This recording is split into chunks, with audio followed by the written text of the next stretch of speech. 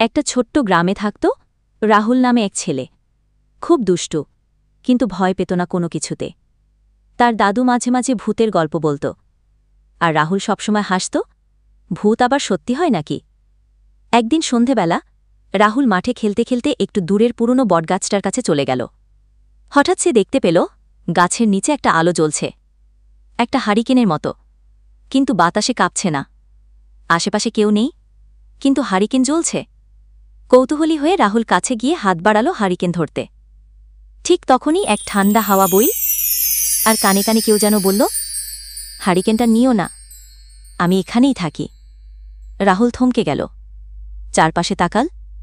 হঠাৎ হারিকেনটা নিজে নিজে 1 ইঞ্চি ভেসে উঠল আর গাছের দিকে এগোতে থাকল। রাহুল আর দেরি না করে দৌড়ে বাড়ি ফিরে গেল। পরদিন সকালে সাহস করে সে আবার গেল গাছটার কাছে, কিন্তু হারিকেন নেই, কোনো চিহ্ন নেই।